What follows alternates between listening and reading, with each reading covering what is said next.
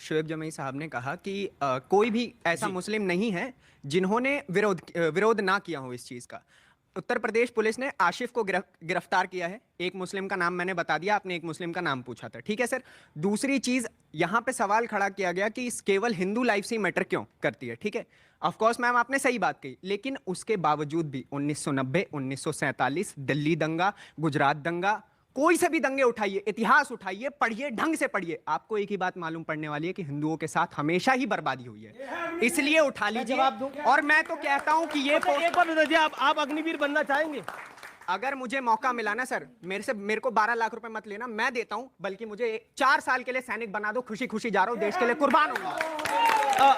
एक प्रश्न मुझे पूछना है कि कौन से इतिहास में, या कौन से नबी कहते हैं, कौन से भगवान कहते हैं कि सर तन से जुदा कर दो, कानून नाम की चीज इस देश में है कि नहीं? बढ़िया सवाल बस है। इतना ठीक है। और आप लोग कोई उनके लिए पला कार्ड लेके नहीं आए थे कि मुस्लिम लाइफ्स मैटर, या सड़कों पर नहीं उतरे थे। शोएब भाई एक सेकंड प्लीज। अच्छा बोला अभी। सुनिए, लड़ने के बहुत मौके हैं, एक बात सुनिए, हम ये ना भूलें, अभी कुछ दिन पहले अलकायदा ने धमकी दी थी कि भारत में जगह जगह फिदाइन अटैक होंगे। एक भारतीय होने के नाते रियलाइज करिए, we are already in a war zone. आपको समझ में क्यों नहीं आता है? मैं मुस्लिम समाज से भी कहना चाहती हूँ अमीश कि वो आतंकवादी जो बाहर से ट्रेनिंग लेकर आते हैं। राजस्थान पुलिस ने भी जो जांच करी उसमें बोला कि पाकिस्तान से ट्रेनिंग हुई थी। एनआईए जांच कर रहा है। अमीश बात पूरी जी प्लीज। जो आतंकवादी बाहर से ट्रेनिंग लेकर आते हैं वो मुसलमान मोहल्लों में ही छुपते हैं।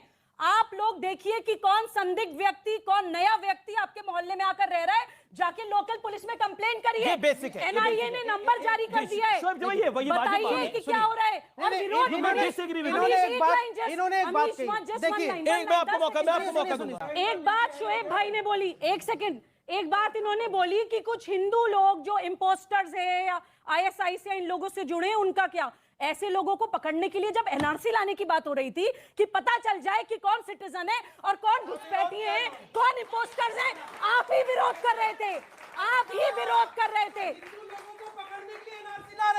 माननीय अमित शाह जी, आप बताइए कि आप हिंदू धर्म में जो गद्दार है उनको पकड़ने के लिए ठीक है, सवाल मैं इनसे पूछता हूं, जिस स्टेट का मुखिया धरना और प्रदर्शन पे बैठने लगे तो उसके राज्य में ये घटना होती है तो कोई अतियोक्ति नहीं है। ईडी के वो कह रहे अशोक गहलोत जी जो ईडी में राहुल गांधी जी की पेशी थी उसमें व्यस्त थे, मतलब अपनी हाजिरी वहां लगा रहे थे। चुप रहे, ये तो आप ही से सीखना पड़ेगा। मैं सिर्फ ये कहना चाहती हूँ, जवाब दीजिए। बीजेपी ने भी सवाल उठाया कि बीजेपी कांग्रेस थी, अशोक गहलोत बिजी थे राहुल गांधी की ईडी में पेशी, तो आएंगे ही आएंगे। ऐसा है, राहुल गांधी सोनिया गांधी जी का तिहाड़ में मामला फिक्स है। अरे भैया सुनिएगा, इन लोगों ने देश को लूटा है, देश की आजादी के बाद से देश को बांटा इन्होंने, लूटा इन्होंने, और अब जब ईडी इनको बुला रहा है तो धरना दे रहे हैं। अरे धरना दे रहे हैं, और अब अशोक गहलोत को बचाने का काम हिंदुस्तान का, अगर हिंदू विरोधी कोई मुख्यमंत्री है तो अशोक गहलोत है, अशोक गहलोत है, उसको इस्तीफा देना चाहिए।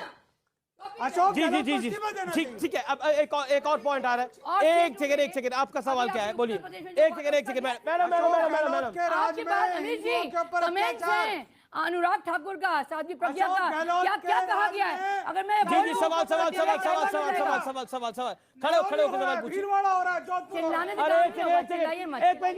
शांति। पहले आपका सवाल, छोटा सवाल।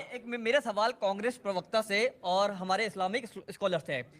जो अभी ये हुआ है कन्हैया लाल जी के साथ, इन्होंने ये अभी नहीं किया, इसकी तैयारी इन्होंने 2014 में शुरू कर चुके थे, जिसका परिणाम कन्हैया लाल को भुगतना पड़ा। उसके आपका जो ट्रेनिंग हुई क्योंकि नहीं, एक मिनट सुनिए, मेरी बात सुनिए पहले, आप बहुत देर से बोल रहे हो, ठीक है।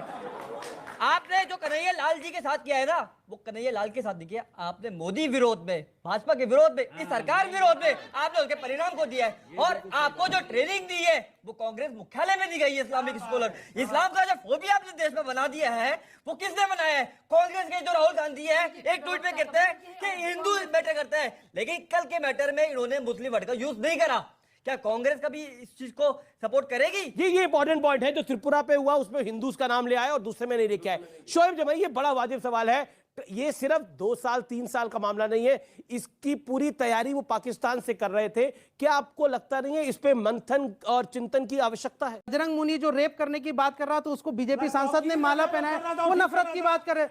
मैं कह रहा हूँ ये रिलीजियस फंडामेंटलिज्म बढ़ रहा है। कैसे बोल सकते हैं? ये आप तो ओवैसी के समर्थक हैं क्या? फंडामेंटलिज्म आप बढ़ रहा है। तौकीर रजा के समर्थक सब हैं क्या? बढ़ रहा है। अरे बोलो ना। अरे तो तौकीर रजा आप को गिरफ्तार कीजिए। अरे बोलो ना तौकीर रजा योगी जी की तारीफ कर देते हैं।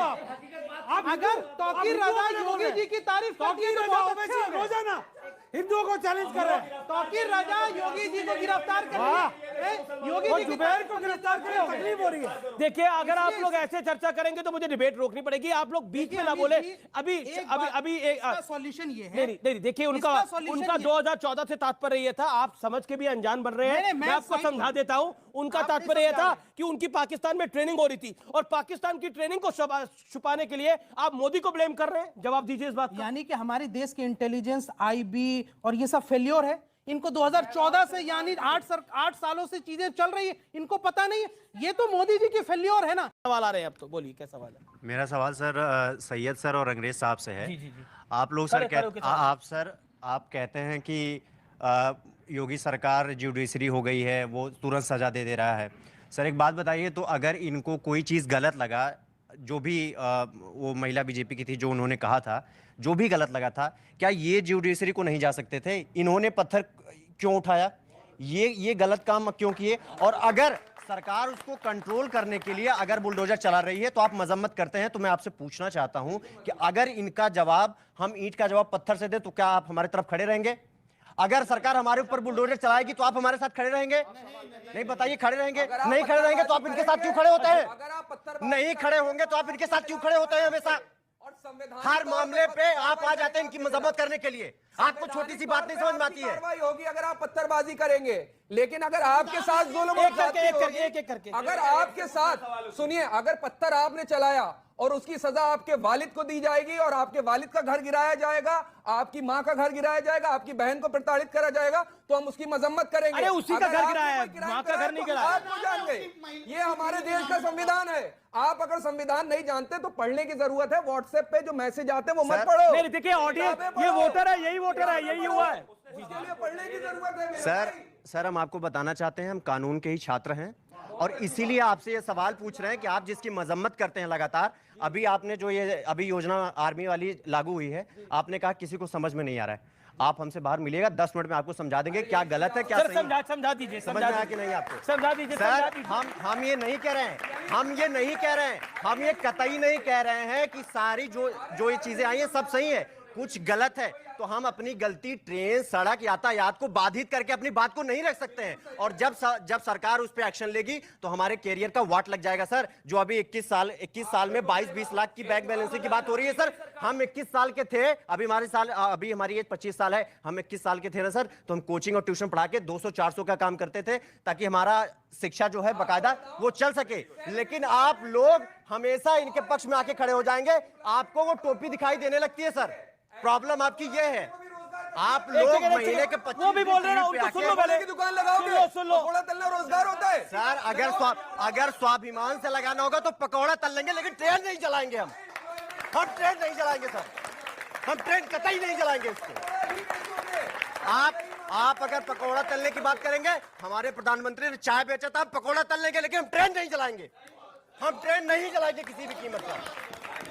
हम ट्रेन नहीं चलाएंगे, पत्थर नहीं चलाएंगे, ये कहना है। अगर कुछ गलत लगेगा तो वो उसका आंदोलन कर लेंगे, लेकिन पत्थर नहीं चलाएंगे, ट्रेन नहीं चलाएंगे। और ट्रेन चलाने को जो लोग सेलिब्रेट कर रहे हैं वो बात सुन ले, इस देश के अंदर ये देश संविधान से चलता है और ये देश जलाने से नहीं चलता। ये बात सही है। और अगर किसी को तकलीफ है, और लोग बहुत सवाल पूछ रहे हैं, आज की ये चर्चा बड़ी जरूरी है, क्योंकि इस देश में सवाल पूछा जा रहा है कि 21 साल बाद वो बच्चा क्या करेगा, वो जब निकल जाएगा, वो 17.5 साल के बाद, 3 साल के बाद, 4 साल के बाद क्या करेगा? एक बात बताइए, 42 साल की उम्र में एक जवान रिटायर हो जाता है, वो उसके बाद क्या करता है? क्या 21 साल का लड़का जो रिटायर नहीं होगा, जो वहां से सर्टिफिकेट लेके निकलेगा, क्या उसके पास फुल टाइम सर्विस की अपॉर्चुनिटी नहीं है? जवाब है हां है। क्या उसके पास एक प्रिविलेज नहीं है? वो सीआरपीएफ, इसके अलावा पैरामिलिट्री फोर्सेस, इसके अलावा रीजनल पुलिस, स्टेट पुलिस के अंदर वो जा सकता है, नहीं जा सकता? वहां उसको प्रिविलेज मिलेगी। क्या ये सही है कि नहीं है?